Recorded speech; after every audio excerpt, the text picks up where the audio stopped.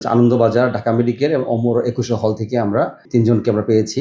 তো ২ জনের আমরা শনাক্ত করতে পেরেছি। তাদের বয়স পর্যায়ক্রমে ৬০ এবং আরেকজনের ৫৫ বছর। তো ২ জন আমাদের শনাক্ত হয়েছে সিআইডি টিম কর্তৃক এবং অন্যজনের শনাক্ত ওটা প্রক্রিয়াধীন আমাদের কাছে আছে। তারা যেহেতু ভবঘুরে রাস্তার পাশে পড়েছিল, তো সাধারণ মানুষ আমাদেরকে ইনফর্ম করে সেই মতো আমরা আইনগত ব্যবস্থা গ্রহণ করি। আজকে সকাল থেকেই আপনারা জানেন যে ঢাকায় প্রচুর বৃষ্টিপাত হয়েছে।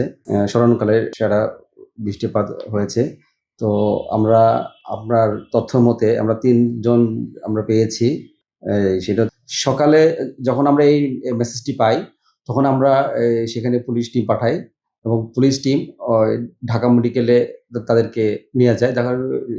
নিয়ে যাওয়ার পরে কর্তব্যরত ডাক্তার সেখানে তাদেরকে মৃত ঘোষণা করে। সিআইডির ইনভেস্টিগেশন টিম ২ জন ব্যক্তিকে শনাক্ত করে এবং আরেকজন ব্যক্তি শনাক্ত সেটা প্রক্রিয়াধীন আছে আমাদের কাছে। সকাল ৯:৩০টার সময় যে লাস্টে আমরা আমাদের পুলিশ রিসিভ করে, সেটিও আমরা জানতে পারি যে সে একজন ভবঘুরে ছিল এবং পরবর্তীতে ঢাকা মেডিকেলে নেওয়ার পর কর্তব্যরত ডাক্তার তাকে মৃত ঘোষণা করেন।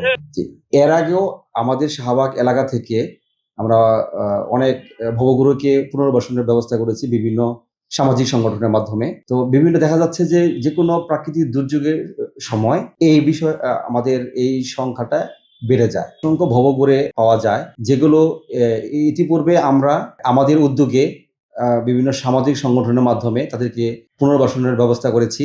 তো দেখা যাচ্ছে যে বিভিন্ন প্রাকৃতিক দুর্যোগের সময় এই সংখ্যাটা আরো বেড়ে যায়।